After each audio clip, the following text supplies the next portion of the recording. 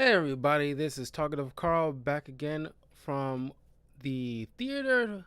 Just came from watching Free Guy. Something I just been looking forward to for probably one of the few original IPs that I was actually looking forward to watching. Starring Ryan Reynolds, one of my favorite actors. I love that dude. He's amazing in his craft as an actor. He's hilarious. I liked him since Van Wilder. This dude, like, and of course, Deadpool is just like you talking about like spot on, uh, casting. I even got my Deadpool. Matter of fact, hold up.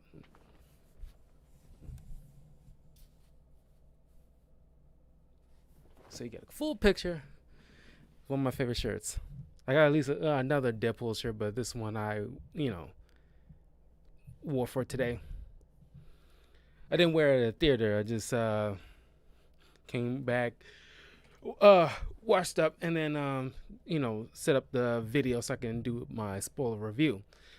Anyway, yeah, uh, there's like a couple of surprises out of this movie I did not actually see coming, and I did, enjoy it. Uh, Ryan Reynolds stars as, mind you, this full spoiler review here. Ryan Reynolds stars as this NPC, uh, pretty much like a computer generated background kind of character called Guy, and it gives me like Lego movie vibes, like with Chris Pratt playing as Emmett, and he's just going through the daily life. And this, Guy is the same way. Wakes up and he's like all the NPCs. They go through this continuous loop of motion, like day in day out. He wakes up, say hi to his goldfish, Goldie. Eats very generic sugary O's cereal. It's like so Lego movie. It's like Lego movie mixed with like Ready Player One and Truman Show. It's like all rolling into one. The only thing missing is him singing "Everything is awesome, everything is cool when you're part of a team." I can't believe I still remember that freaking song. It's like it's almost as bad as Let It Go. Anyway, uh, uh, Guy, he works at the bank of this video game.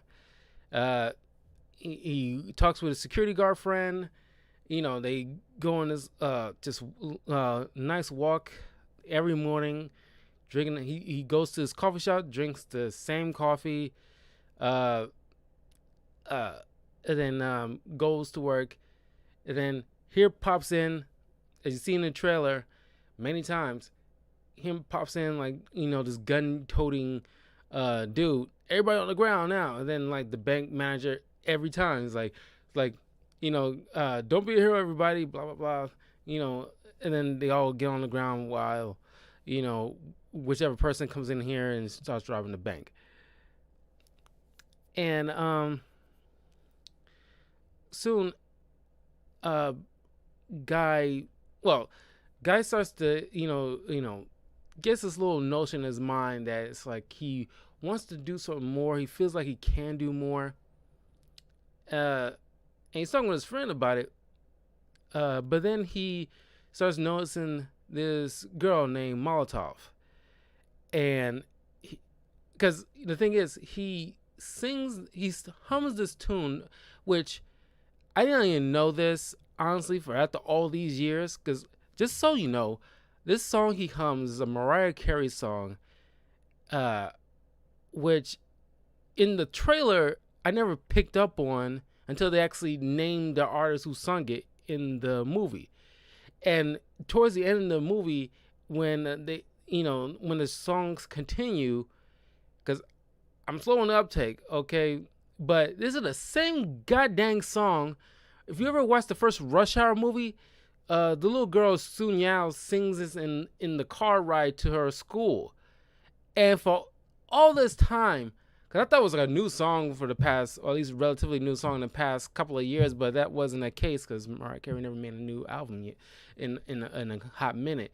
But I'm thinking to myself, was like, this is, I didn't even think it was Mariah Carey. I thought it was some other, or Ariana Grande or something. I don't even know. And then like once that full song started playing out, it's like, this is Soo Young's song. It's like no, it's like that's Mariah Carey. It's like I honestly didn't know that. I was never really like into that song. But as soon as they started singing, like I was like I getting flashbacks to Rush Hour, and I'm remembering Sun Yang in the back, so like I'm so into you, girl, yeah, yeah, yeah. I was like, gosh, she's adorable. It's like, oh, that song. It's like, okay, it's a side note. I just like it just like dawned on me. Like one of those moments it just dawned on me. Like, oh really? Oh okay. But then he starts humming a song. He does like on his way to work, seemingly like almost every day. But when he meets Molotov, and because like she's like apparently a player in this game called Free City, who apparently is trying to find the location of some proof, like some video proof of, because apparently she and another friend of hers, I forgot the name of the actor and the character, but this her partner was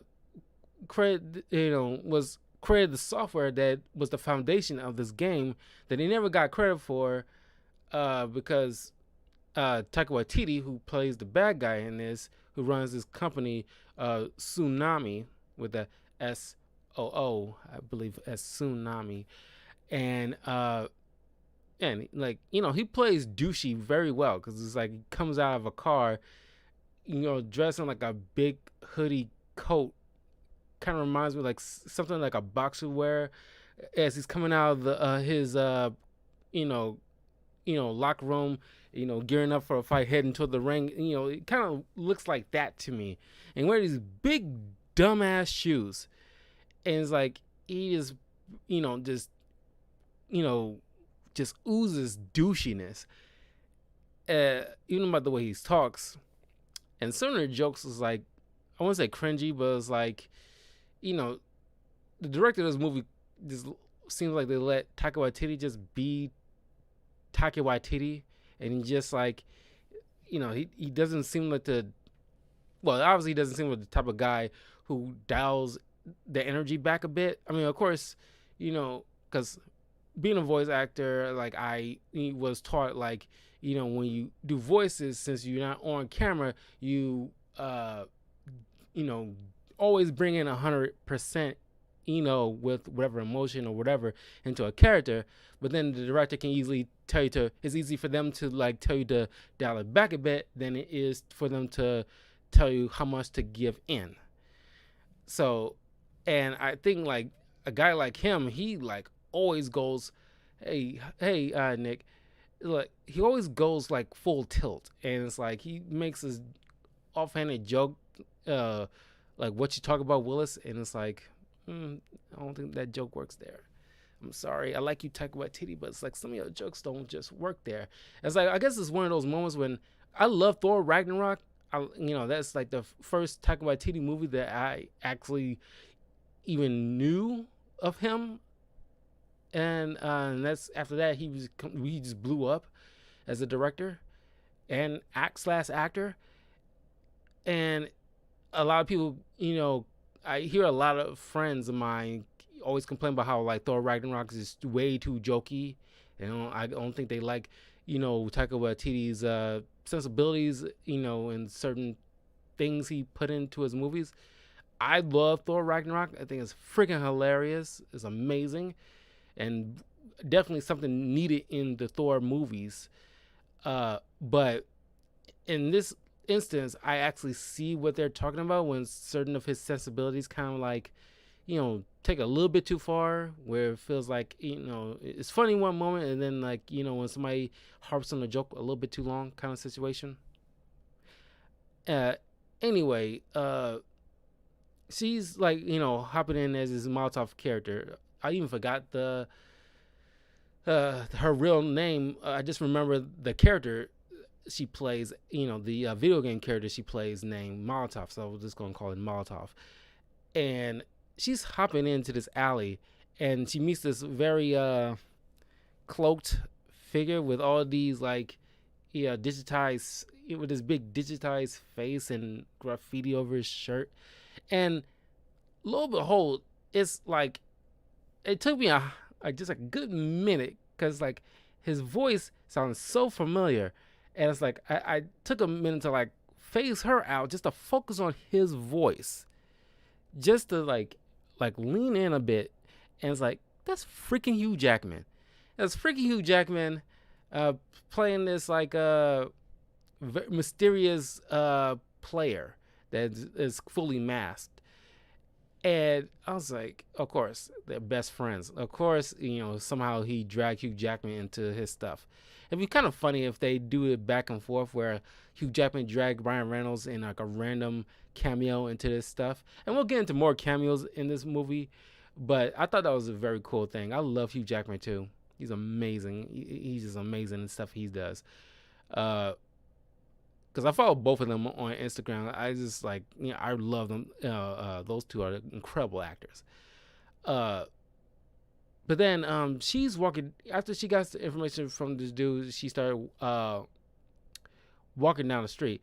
And then I just see, I want to say sneaking, but she kind of sneaking in just to infiltrate, to look in the actual computer, or not computer game. It was like, I don't know if it's actually a computer game or just like a in general game, but she's in the game to search for this particular hidden information, and she just got a map so she can like narrow things down a bit. She walking down the street and then just starting to repeat every mundane saying these NPCs says all the time. Yeah, as much as you can tell, like, she's been here for like so many times. She's walking down a particular street. She knows exactly what these people will say. And then she started humming the same Mariah Carey song. She walking past Guy, and Guy, uh, uh, you know, says like, "I love that song." I think he said something like that, like I love that song. And then she turned around like confused. Was like, that's new, because she expects him to say like, "Don't have a good day, have a great day." Which at first I thought like, oh, I'm probably gonna use that one day, but then after hearing it so long, so many times in this movie, I'm like, I better not. It's like, this is like freaking weird thing to say, and sometimes I just don't feel like saying it to people. You would eventually get tired of saying that to people. But anyway, that sparked something in where it's like he had to see this woman. It's like, something about this woman like really caught his attention. But then it's like, I just want to mention this before I end up forgetting. The players that comes in here, like, I play a little bit of Fortnite. It's not my thing. I played it maybe a couple of times back in 2019, when I started streaming. And it's like, I can see the appeal, but it's just not me. It's like, I can't, for life of me, is just like, I'll stick to Overwatch. But even then, it's like, when you play a game like, because it's obviously like some kind of love letter to like a mix of GTA and Fortnite, and the players, which is, I like to think is some kind of commentary on like how people will like, choose their skins. And it's like, even one character, which is the best friend to Molotov in the real world, he works, who was partners with her in making the software in the first place, but before Taika Waititi's character swooped in and stole it from them, he's then like he's kind of like one of those introverts that doesn't like you know kind of like stand up for themselves kind of thing. At least it's not exactly that, but it's like he didn't really stay by her to fight for their algorithm.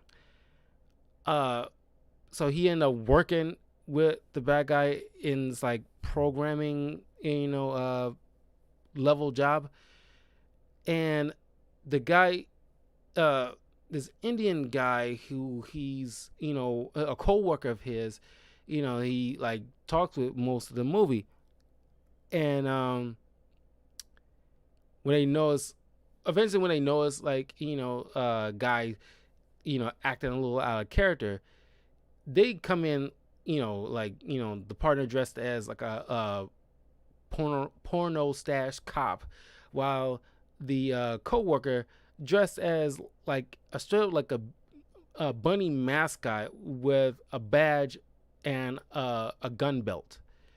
And it's like, yeah, that's by that point I was like, okay, this is straight up GTA Fortnite level BS. And it's like, oh god, it was like, wow. And it's like other players do this like, just straight up like everything you will see in like a video game from other players around the world playing online. You see people teabagging somebody else, randomly punches like the NPCs around town who are the people, just like straight up like out of nowhere, like like stealing off of people, robbing them, uh uh and then like another moment where you see like a guy flossing, and it was just like a total like I don't even want to call it like a love letter to like games like that, but it's just like definitely a commentary. And it's like hear them say all kinds of rants. It's like there was like a bank robber who apparently is being used by little girls, and they just saying the foulest. I mean, this movie, I gotta say, is right out the gate, like, yeah, it's a pretty good movie. I did enjoy this. A lot of people I hear kind of wish it kind of like you see hints like in this moment where you think they would go, and this is 20th Century Studios, it's not Fox anymore, it's owned by Disney. So you can see like they kind of like go only so far, but it could have gone farther as far as like it could have easily made this art if they wanted to. I mean, it's fine, but it's just like we see like players and they behave very trolly.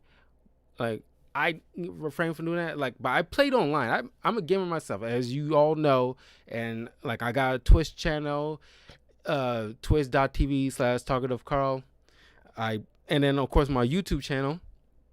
You see all my information below the descriptions. But yeah, youtube.com/talkative Carl. Excuse me.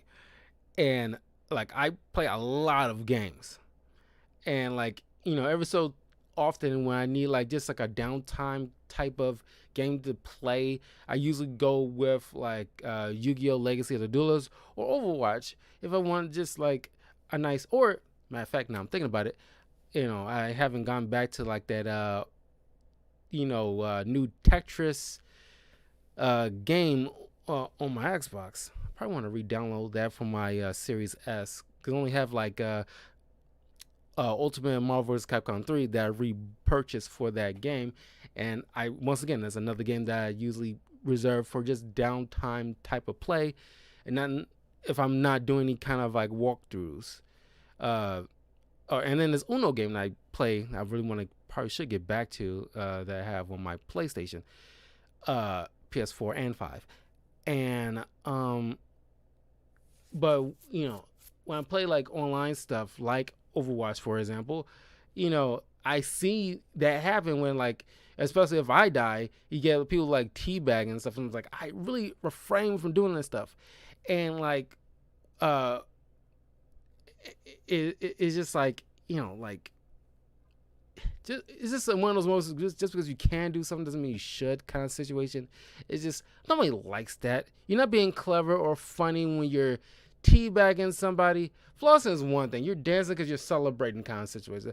That's fine. And if you ever see me play Overwatch, I mentioned a lot of how irritating it is, especially if it's on my team, when somebody playing like the Mei character, Mei, the Korean player that used like an ice gun, who, like for whatever reason, I cannot fathom why people who play as her, because I play her too, but I never did this. I won't say all of them, but it's like very rare where I come across a player who doesn't use her ice wall to block the team's path from advancing to get the game started. And now we gotta wait like 30 seconds or so before the ice wall dissipates so we can move forward. I cannot stand that. That's trollish behavior, and it's just people just want to do it just to get a rise out of people. I like messing with people too, but it's just I have a limit myself. Okay, like there's a limit to that. Like I enjoy messing with people too, but I got a decency to do it in people's face if I want to do it, and it's not like I don't know. It's just like harmless trollish behavior. There's a thing like harmless trollish behavior. This is kind of like, I'm going off a tangent, but trust me, like when like I see this stuff like that, it's like it just brings all that flooding back to me. But anyway, the next day, Guy starts to like really focus on fighting that girl again. Once the bank's being robbed again, he sees her right outside walking by. Now, this is a part where I was like finding a little odd because he gets up, the little girl's controlling this other bank robber. He, with a swift move takes, I don't know how high of a level those girls are, but he easily like takes the shotgun from their character, takes off the glasses because like apparently anybody with glasses are like better than them, the other people there, as they see that they're in the real world and that's all they knew. And it's like people with glasses are like up here and we're down here, and we just do our daily routine while they do whatever. As Guy mentions in like the opening narration, it is just that people with glasses, like, because they have laws too, but it's just that people with glasses, treat their laws like strong suggestions, but nobody's going to do anything about them to them. So he takes the glasses and he walks outside. He sees her across the street, turning a corner. And I'm like, during that whole interaction, taking the gun and blasting the character and everything like that, and she's just across the street, and it's like she should have been gone. And it's freaking weird of a time frame. It's like, it's like she should have been out of sight in that short amount of time frame, and the cross the street isn't that far. It's like a very, very close-knit corner. But anyway, he puts on the glasses. He starts seeing everything that the players see. And so he eventually meets up with her. She thinks like she and a lot of people think once they take notice about how they call him the blue shirt guy, how he's behaving oddly. Everybody at first thinking it was some hacker that managed to take control or a skin of one of the NPCs to just start wilding out on the game. Eventually, when he starts getting popular, he's getting noticed. And people trying to figure out like who this guy is. He's becoming like a viral sensation.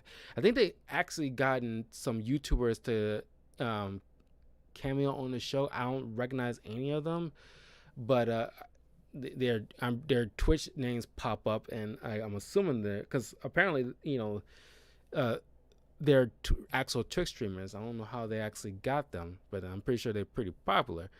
I never seen them before personally myself, but anyway, after becoming a viral sensation, he finally meets up with Molotov. She explains to him like he might become a liability because he mentions how like uh he wants to stick around and help her, because she's trying to get this data from this mansion up against the wall, but it's heavily fortified by this other Twitch streamer, I guess. This goofball who's like is 22 and live with his mom, it turns out. But his player is Channing Tatum, one of the cameos that I was mentioning. And Channing Tatum is funny as hell, and it's like, of course, 21 and 22 Jump Street. He's obviously has some comedic chops. I never watched Magic Mike. Everybody loves it, but there's more of a drama, more so than anything else.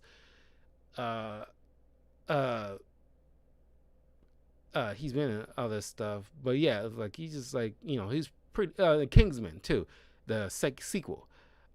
So he's like pretty dang funny. Matter of fact, now I'm thinking about it, I want to do like a Kingsman spoiler review because I kind of slept on that at first, the first one, before I got around to seeing it and became a fan of it and the sequel. I don't think I want to watch the prequel. Well, at least another Kingsman movie, which is like a prequel anyway. And it's like, I've never been a big fan of prequels. There's a few I love, but it's like not many. But anyway, he runs to her. He wants to help, but because she showed him that he's at level 1, so he hasn't done much. He need to get up to she's like a level 130 or 160 or something like that. So she's pretty advanced. He's like at level 1. She telling him like, okay, because she likes his spirit, because she thinks he's like a hacker or something like that, and he's behaving very nice and like just a genuine person. And she thinks like, oh, this is very rare that I come across players that isn't trolls or total assholes, because there's a lot of those that you meet. And it's like she felt it was a very like the way she put it's like, oh, it's you come across every once in a while people being like an actual genuine human being and not a total shithead. And it's like, it was just, and I experienced that in my day-to-day life, and when I see every so often people acting decent out of goodness of the heart. And it's like he wants she telling him to come back when you're at least have level 100, then we'll talk. So he telling her like, I don't want to hurt anybody. It's like, I'm a good guy. It's like I generally don't want to kill anybody or anything like that. Well, I don't want to say kill, but he's just like, he just want to like do hero stuff. And she said, well, basically it's like a slower pace, but it's like you can still get there. So in order to be close to her, so he goes around pretty much doing hero-like stuff to earn coin and and leveling up and all the other stuff. And I mean, that reminds me of the time when I was playing like I think it was San Andreas, where I think it was San Andreas back in the day when I one day I decided like, I just want to like, just do the opposite. I want to like, just obey the rules of the road, like kind of like driving carefully, none of that reckless crap. And just usually when I play games like that, I'm doing very hero-like stuff. Same thing with like Ghost of Tsushima.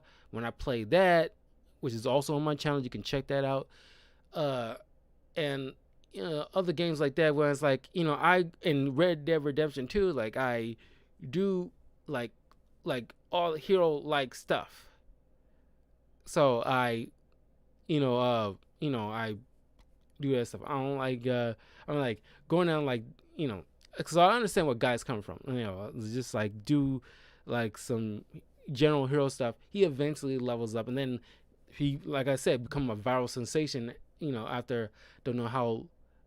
Since he's an NPC, I guess it wouldn't have taken that much amount of time for him, because if it was a player, eventually they have to stop, go to their jobs, or do other mundane things. He's an NPC. He's there all the time, so he can just keep on doing it, and eventually he kind of levels up to a little bit over 100. But he got to the point where he got his own little hideout with items like all these cars and even like a piece of a shuttle in there. I don't know how he even got that. That's impressed. This impressed her, so they started working together to find this piece of software. But eventually, Taika's character, at first he loves him because, like, he becomes a viral sensation.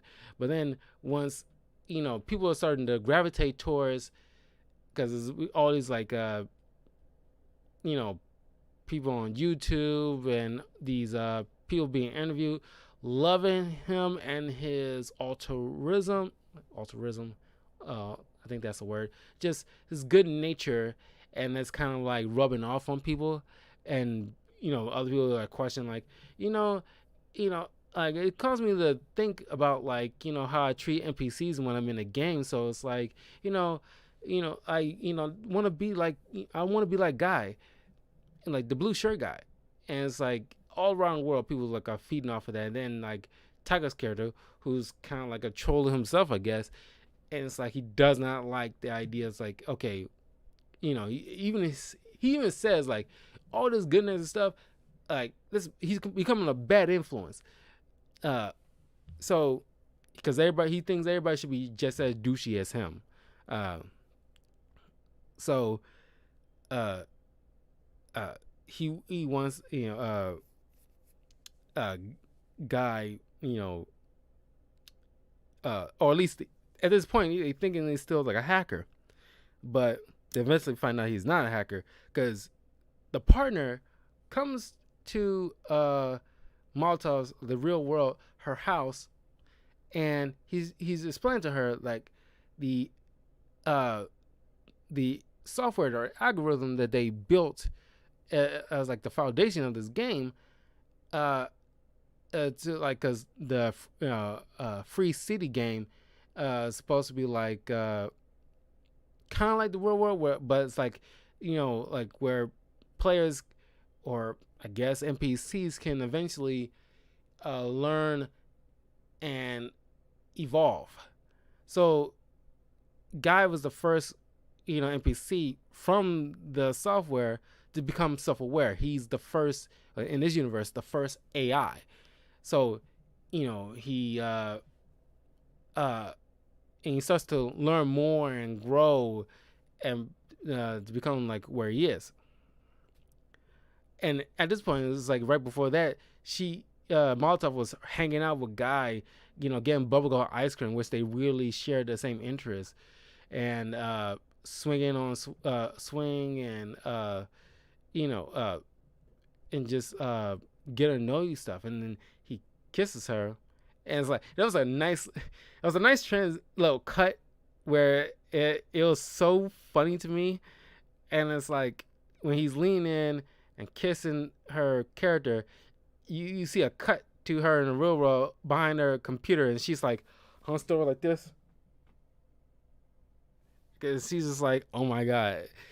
And it's like it was like a funny cut, and then back to the kiss, and then like the little moment they're sharing, and then it's like she's actually getting hot and bothered and everything like that. It was so freaking hilarious.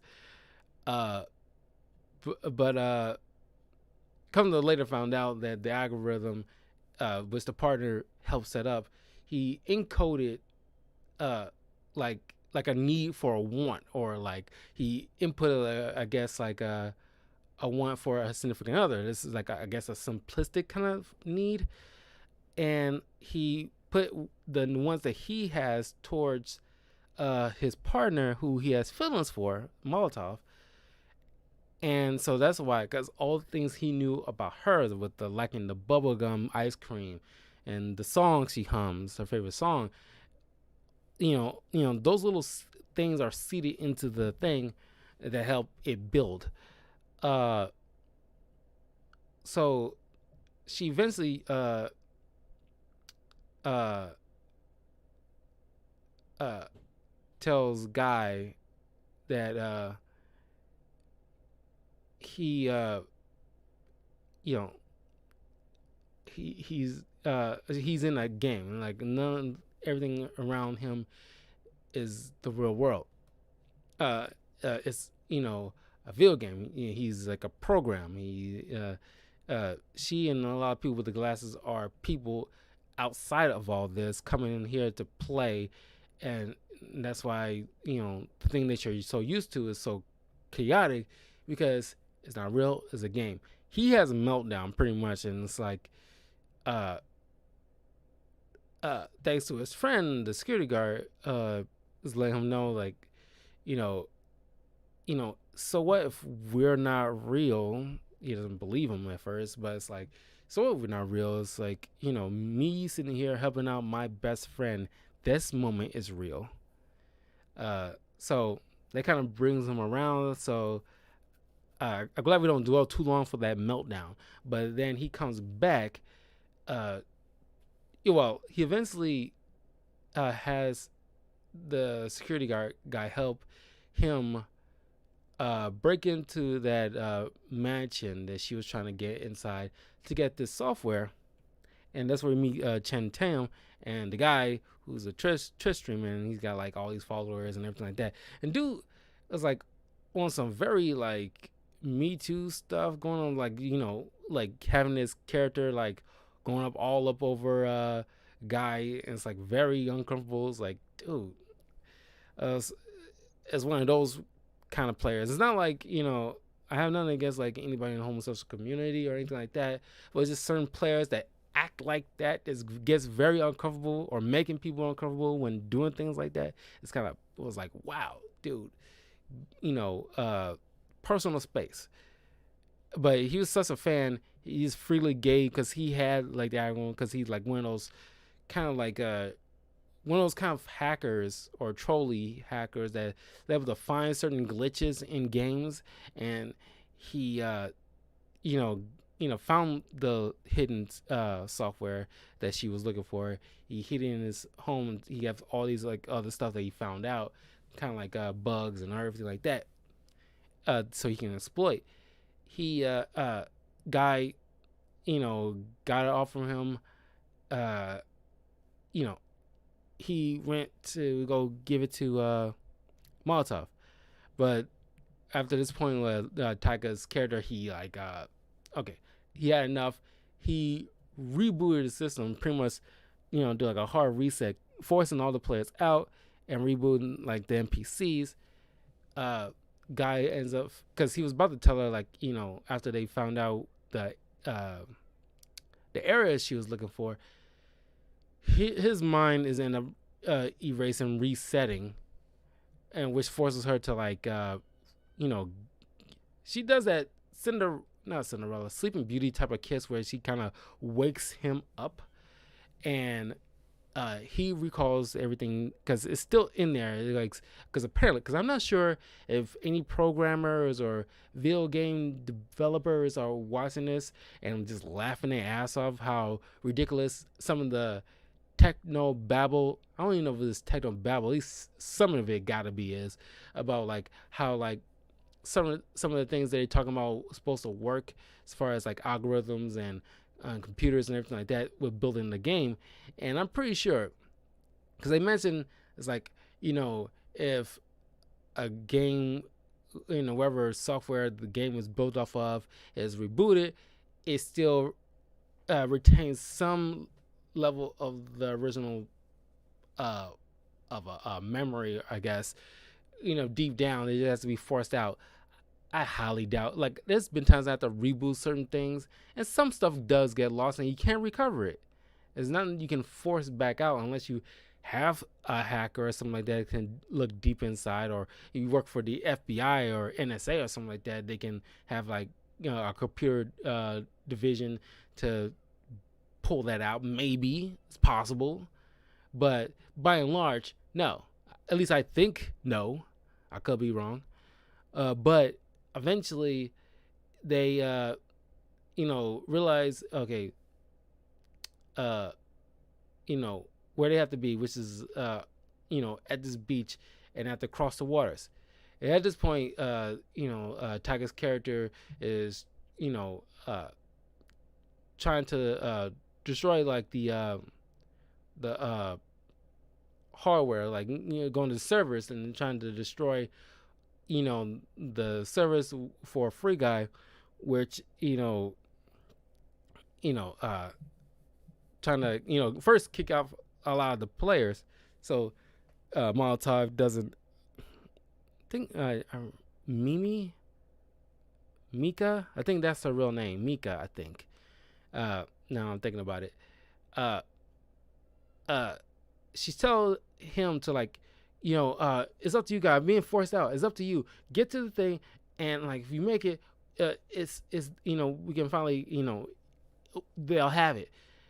So she is forced out, and well, before we get to that, before all that, Guy and Molotov rallies the NPCs, because when he starts to deviate from his loop, in an NPC loop, all of them start taking notice, because there was this very unnerving moment when, unlike his day by day usual coffee of choice, he goes to the barista at the coffee shop and says, "I actually want a cappuccino today," and everybody, it's like all eyes on him. And there was like a tank outside that the barrel swivels from one end directly behind him, and he's looking all over. I'm just messing with you. And I was like, everybody's just like, oh, Guy. And it's like, holy crap, that was creepy. And it's like, and then eventually, the barista, apparently throughout this whole adventure, she's starting to, because the Mika's partner started to, when he tells her that about the algorithm and the AI and everything like that, he mentions like there's certain other NPCs that are starting to act beyond their programming. Like there's a barista who's starting to make cappuccinos now. Not very good, but she's start slowly getting it. And like another NPC is like working on like a manuscript and everything like that. So this is, and they're part of this AI system. So if one starts to evolve, then rest will start to fall in line. Apparently, once they gather everybody together, because there's one guy, this heavyset guy, who I guess you see all the time in the bank. He's so used to the bank getting robbed. He just kind of like he apparently just keeps his hands up just in case somebody's coming in to rob a bank or someone. And so he constantly have his hands up, and it's like and he's guys telling him like, you can do so much more and everything like that. And it's like and the guy was like, so we expect, what can I do? And he, guys telling him like, well, for first thing, for starters, you can put your hands down. And he's like, he's struggling. He's like, there you go. I can't. It's like, it was so freaking funny. It's like, I don't know. It's just like a small, but it's like one of those small moments that gets you. It's like, I like that. It was legit hilarious that you just like, he's so used to it that he's stuck. Well, I won't say he's stuck. He's just so used to, he just, too afraid to keep his hands down. That he's always seen with his hands up. He eventually, decides like, he can, freely, move his arms and keep it down, without worry of being, robbed. And it was another NPC. It was another funny moment where it's like, when he was having his meltdown, because apparently he come across this old lady, this NPC old lady. He was like, uh, "Have you seen my cat? Have you seen my cat?" And this is right when before Molotov tells him about like how it's just a video game, because he had to just show him all the moments these players do to these NPCs. Uh, uh, one of which where they showed the old lady. It's like, yeah, that's so and so. She always losing her cats. It's like 1,000 of cats by this point. And then it's like she shows guy like him and his friend getting knocked to the side. I guess before this whole adventure, just like pushed aside. Hit by cars and all this other stuff.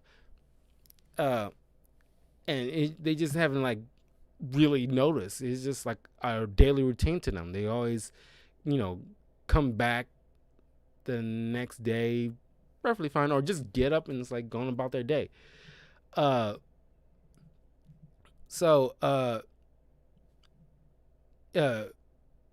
They pretty much once like the co-worker knows how like, and then other players, and they hop into Free City, all the NPCs are just gone. It was like a complete ghost town. There's none but players, and they all looking around like, where are all the NPCs? And they apparently all huddled.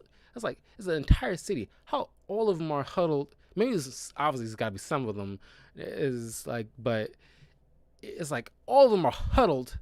At least apparently all of them are huddled into this coffee shop getting served cappuccinos by this one barista who's apparently the only one working there. So they all huddle in there away from this, the same old. They're just like this. According to the coworkers, like this kind of like a NPCs on strike or something, or like it's like a virtual sit out or sit in, sit out, sit in. You know what I mean? And they that's when like okay. They at the beach. They she's getting pushed out, so it's up to Guy. He's about to take off, and then apparently like Taika's character sends out this unfinished boss character called Dude, and is round CGI face on top of, or head or face, I think is the head, on top of this big muscular character called Dude. And it's like a big shirtless muscular guy with a tattoo of a blue shirt on his left pec, and he just like mollywops Guy all over the place. And when his best friend's coming in, and he tosses Guy his glasses. So this is like a moment where it's like, I gotta admit, I did smile at this when everybody's watching this live streaming of Guy taking on Dude, and they all worried about, because this is all over the world, people in Tokyo and China and U.S. and Paris, and they're all watching this. Some of it jumbotrons, and they all like rooting for Guy to like come on, and then like Guy got on his glasses and select an item, and like right before Dude punches him, which by the way he has this, like you see on this trailer, he says random, he's unfinished, he says random things, and he even has a catchphrase. He just shouts catchphrase, and I hope it doesn't catch on. And he just says loud adjectives. But he punches Guy, and he's stopped by a big shield, which is Captain America's shield, and you hear the Avengers theme song come up in the background, and I was like, that's nice. After like, it's been so long, because every so often, it's like if I have like a bummy mood, I usually play or go on YouTube and watch the final fight scene of the Avengers Endgame. It always cheers me up, and I do the live audience reaction to that, because because that's the last time when like an audience and a movie are just like in sync with each other. Everybody's just glued and like cheering at the same time, crying at the same time, laughing at the same time, and this is one of those moments when I kind of got a sliver of that, because actually in the theater, there's actually like a little bit more people in the theater with me this time around than it was last week when I went to go see uh holy crap, what's the last movie that I see? I did like a spoiler review of it. God dang it. It wasn't a freaking Marvel movie. Shoot. I'm blanking. I know I'm gonna remember after this video is over, but it's on the channel. So you can easily check it out and share it. By the way, but it was there's only got a few people in the theater last week when I was watching a movie at the theater. This time is a little bit more because in Chicago it's like we still have like certain mask requirements in certain places, but the theater I went to in Chicago Ridge, as long as you're vaccinated, which I'm fully vaccinated, you don't need to have your mask on while inside in the AMC theater. So I still had it with me, but I had it off when I'm watching the theater, and I and so like there's a little bit more people here. Not crazy, not like Lollapalooza where it's crowded as all hell. I didn't go to that, so I'm really not really a Lollapalooza guy. But it's not like that. It wasn't crazy full, but it was like at least 7 people there besides me, making it possibly 8 or 9. So it's nice. So it's like I got a little sliver of that vibes off of people when they are on like a full blown cheer, but they was all like understood, like they all, I can tell they was all are happy just to hear that music and the Captain America seal, and then like another cameo cutaway to Chris Evans in like a I guess a coffee shop or something like that. And he's like what the shit?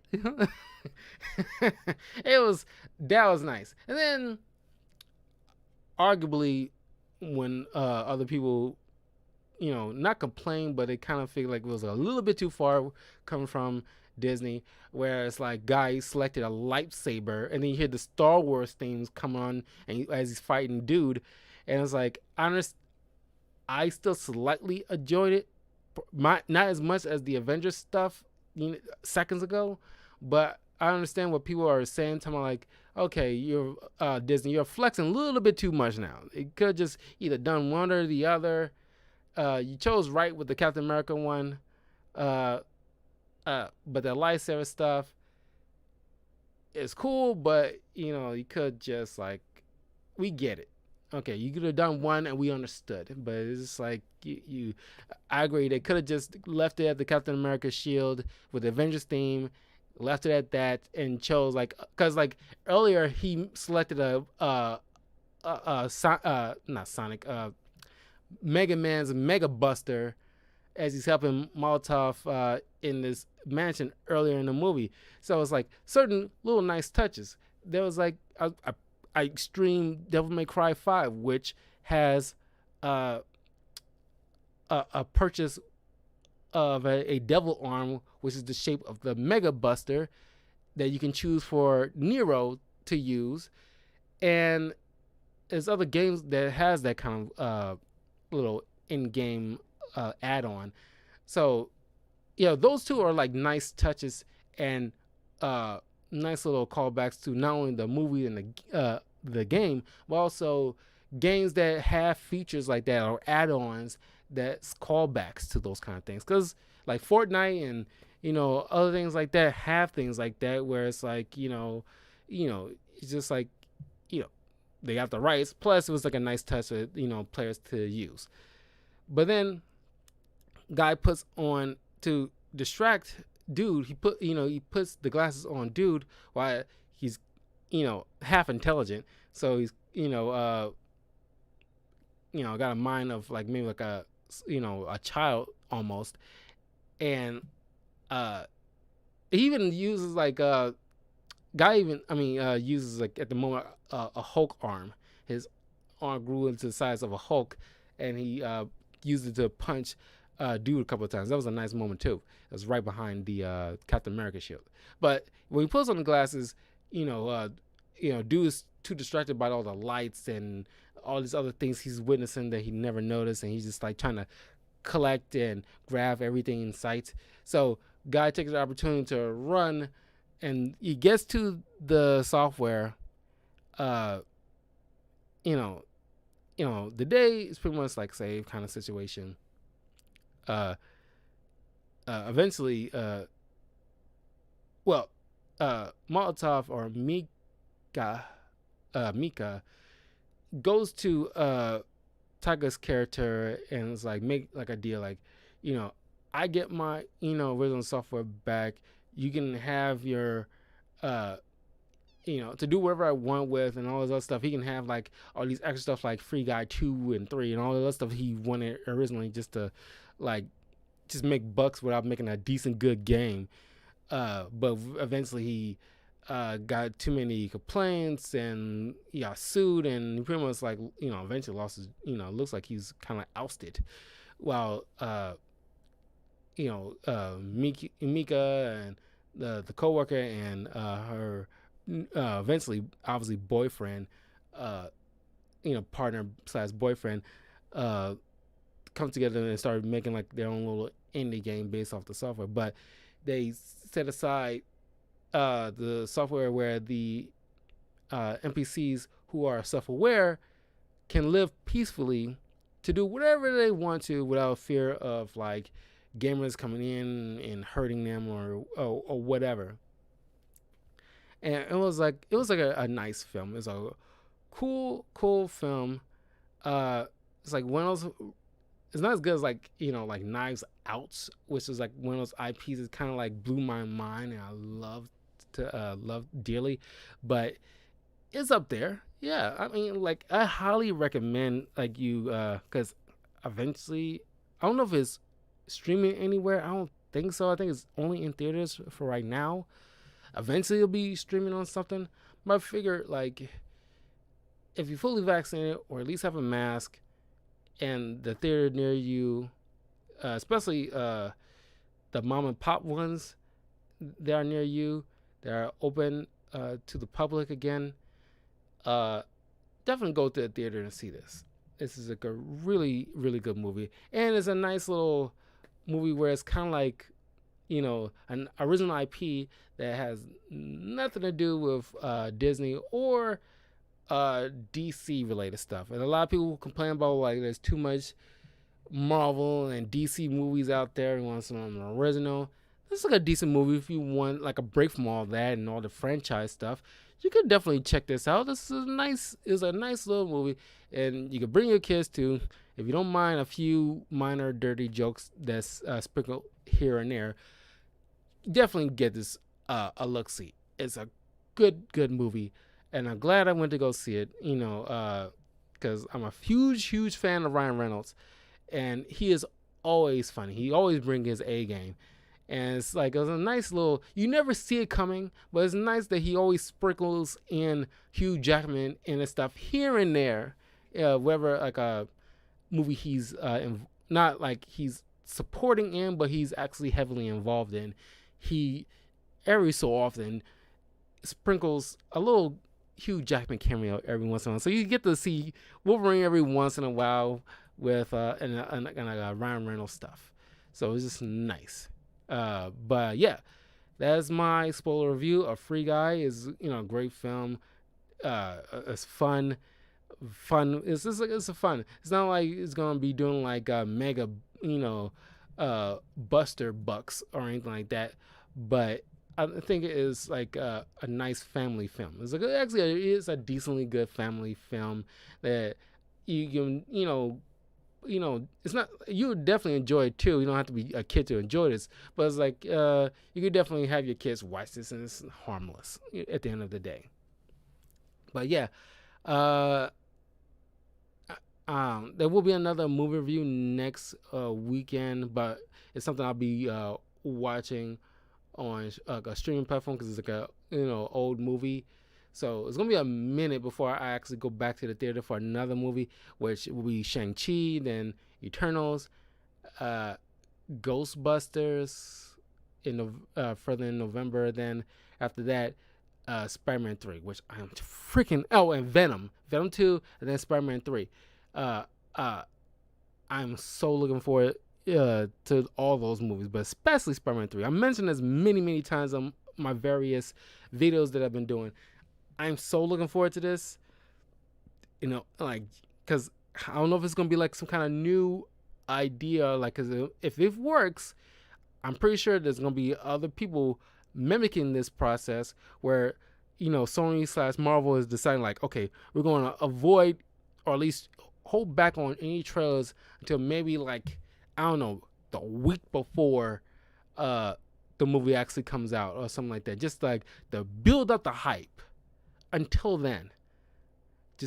And even then, I'm pretty sure like make that trailer, like a minute short, maybe, just because it's gonna be like gangbusters, but it's like we just want to like make sure that everybody comes into this movie as blind as possible, so that way, it's kind of like Fight Club. It's like you go and watch a movie like that, you don't tell nobody. It's gonna be like, okay, you're gonna love this movie. I'm not gonna spoil it for you. You gotta go see this. Go to the theater, see this movie, and because your mind's gonna be freaking blown. And it's like, oh god, I cannot wait. Oh god, I cannot wait. We all know all three Spider-Man's gonna be in it. It wasn't officially announced or anything like that. We know Tom Holland's gonna be in it. We know Doctor Strange's gonna be in it. We know Charlie Cox is gonna be in there. We know Charlie Cox Daredevil's gonna be in there. We know Jamie Foxx Electro and Alfred Molina's Doc Ock is gonna be in there. Officially, we do know that, but it's strongly possible William Dafoe Green Goblin's gonna be in there, and it's strongly possible that Tobey Maguire and Andrew Garfield's gonna be in there, even though they didn't officially confirm it. But let's be honest, they're gonna be in there. Why would you not? And with all the toys that's coming out with Funko Pops and everything like that, promoting and t-shirts promoting all these Spider-Man coming back and everything like that, and it's like, it'd be pretty crummy, and probably even worse than what they did with Quicksilver and WandaVision if they decide to not include those other Spider-Man when they're dealing with their villains for this newish Spider-Man. It'd be very weird to have that as a storyline when they have to deal with, and especially after the Loki series, spoiler for the Loki series, we're doing all these multiverse stuff, and you see all these branches and everything like that, and it's called the Multiverse of Madness, which is Doctor Strange's thing, and he's going to have to deal with his own mess when his movie comes out next year. And it's like, all this coming up. It's like, why wouldn't you? But that is something to look forward to. I cannot wait to talk about those. But yeah, I will see you guys next week. I want to say, God, I don't know, because either is going to be, I want to keep it that pretty much a little hush hush. I'll do it when I do it. That's when it'll be the surprise. I have two old movies that I want to do. That's definitely a relative cult following over the years, and movies that I definitely beloved. But look forward to those. So I will see you guys next time.